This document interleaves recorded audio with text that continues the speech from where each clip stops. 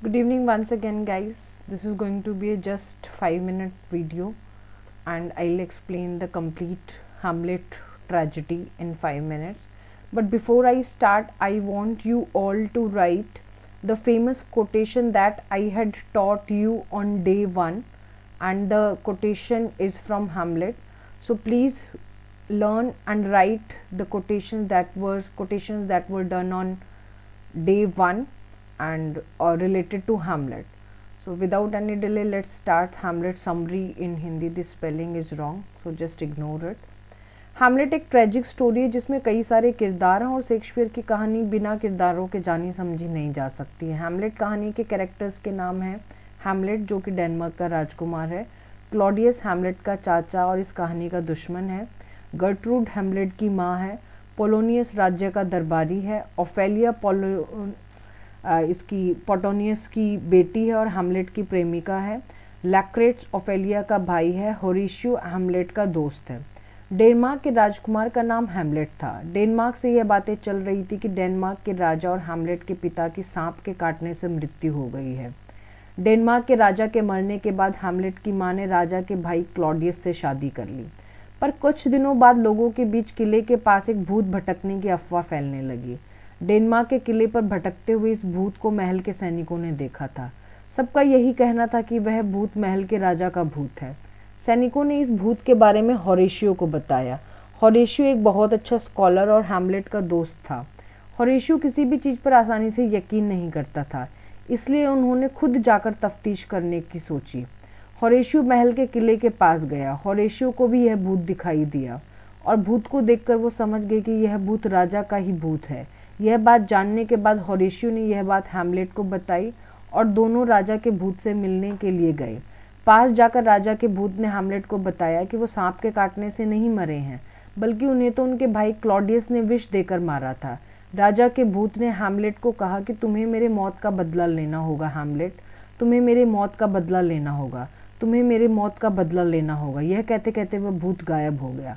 अपने पिता के भूत की ये बातें सुनकर हैमलेट को बहुत बुरा लग रहा था और उसे बहुत तेज गुस्सा आ रहा था। गुस्से में हैमलेट ने प्रण लिया कि वह अपने पिता की मौत का बदला लेगा, लेकिन बदला लेने से पहले हैमलेट भूत के द्वारा बोली गई बात को पक्का करना चाहता था। इसलिए हैमलेट ने पागल होने का नाटक शुरू कर दिया। हैमलेट कहने लगा कि उसे सभी लड़कियों से नफरत है, वह किसी भी लड़की को देखना नहीं चाहता है। हैमलेट ने सुसाइड करने की भी कोशिश की। हैमलेट की इस हालत को देखकर सभी लोग परेशान हो गए। हैमलेट की माँ को अपने बेटे की इस हालत को देखकर काफ़ी बुरा लग रहा था। पोलोनियस को लग रहा था कि हैमलेट की इस हालत की जिम्मेदार उनकी बेटी ओफेलिया है, इसलिए हैमलेट की हालत के बारे में और जानने के लिए पोलोनियस ने उनके ऊपर निगरानी रखना शुरू कर दिया। पोलोनियस के साथ साथ राजा और रानी ने भी हैमलेट के बारे में जानने के लिए उसके पीछे उसके 2 दोस्तों को लगा दिया। पागलपन का ड्रामा करते हुए हैमलेट ने राजा के दरबार में एक नाटक पेश किया। इस नाटक में उन्होंने दिखाया कि किस तरह राजा के भाई ने राजा को विष देकर मारा था, लेकिन सबको यही बताया गया कि राजा सांप के जहर से मरे थे। इस नाटक को देखकर क्लॉडियस को पछतावा हो रहा था, जिसके कारण वह अपनी पत्नी के साथ दरबार छोड़कर चले गए। राजा को ऐसे जाते देखकर हैमलेट समझ चुके थे कि जो कहानी भूत ने उन्हें बताई थी वह कहानी सच है। अपने पिता की मृत्यु की असलियत जानकर हैमलेट को बहुत गुस्सा आ रहा था। गुस्से में हैमलेट डेनमार्क की रानी यानी कि अपनी माँ के पास गया और उनसे बात करने लगा। हैमलेट को अपनी माँ के ऊपर बहुत गुस्सा आ रहा था कि उन्होंने अपने पति के हत्यारे से ही शादी कर ली। हैमलेट ने अपनी माँ को बहुत खरी खोटी सुनाई। हैमलेट इतना ज़्यादा गुस्सा था कि उनकी माँ को लग रहा था कि कहीं वह उसे जान से ना मार दे। इसी बातचीत के दौरान हैमलेट के कमरे में अचानक पर्दे हिलने की आहट सुनाई दी, तो उन्हें लगा कि यह कोई और नहीं बल्कि क्लॉडियस है। हैमलेट ने बिना कुछ सोचे समझे अपने तलवार को पर्दे के पीछे छिपे व्यक्ति के आर पार कर दिया। जब पर्दे के पीछे से वह व्यक्ति बाहर आया, तब हैमलेट को पता चला कि वह व्यक्ति क्लॉडियस नहीं बल्कि पोलोनियस था। पोलोनियस को इस हाल में देखकर हैमलेट को काफ़ी बुरा लग रहा था, लेकिन जो भी हो उनके हाथों से एक इंसान की मौत हो चुकी थी। डेनमार्क का कानून काफ़ी सख्त था, इसलिए हैमलेट को इस सजा से बचाने के लिए क्लॉडियस ने हैमलेट को इंग्लैंड भेजने का निश्चय किया, जहां उन्होंने पहले ही अपने आदमियों को यह संदेश दे दिया था कि वे हैमलेट को वहां पर मार दें। लेकिन वह चिट्ठी किसी तरह हैमलेट के हाथ में पहुंच गई, तो हैमलेट ने चिट्ठी में अपने नाम की जगह उन दोनों लड़कों का नाम डाल दिया। जिन्हें क्लॉडियस हैमलेट के साथ भेज रहे थे। हैमलेट को पोलोनियस की मौत का बहुत ज़्यादा दुख था, क्योंकि पोलोनियस न सिर्फ एक जाबाज सिपाही था बल्कि ऑफेलिया का पिता भी था। हैमलेट को कुछ दिन बाद ये सूचना मिलती है कि ऑफेलिया ने अपने पिता की मृत्यु के गम में अपनी जान भी दे दी है। हैमलेट ऑफेलिया की मौत का जिम्मेदार खुद को मान रहा था, लेकिन यह बिल्कुल गलत था, क्योंकि जो हैमलेट से हुआ वह महज एक हादसा था।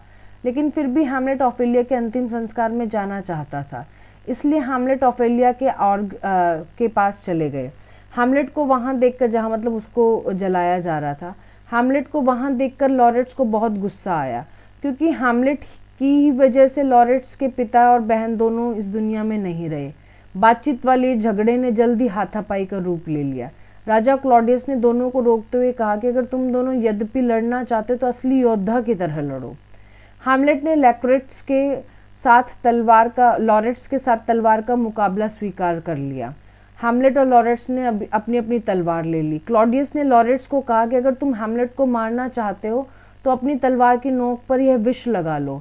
फिर जैसे ही ये तलवार हैमलेट के शरीर पर घाव करेगी तो हैमलेट की मौत हो जाएगी। तलवारबाजी का खेल शुरू हो गया। हैमलेट काफ़ी अच्छा लड़ रहा था। लड़ाई के दौरान राजा क्लॉडियस ने हैमलेट को पीने के लिए ड्रिंक भी ऑफर की, जो कि जहर से भरी हुई थी, लेकिन हैमलेट ने उनकी इस ऑफर को यह कहकर मना कर दिया कि अब वे इस लड़ाई के बाद अब जीतने पर ही कुछ पिएंगे।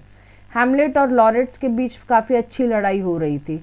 लॉरेंस ने हैमलेट के शरीर पर अपनी तलवार से घाव कर दिया। उसी समय रानी गर्ट्रूड ने विष से भरा ड्रिंक पी लिया, जिसकी वजह से उनकी मौत हो गई।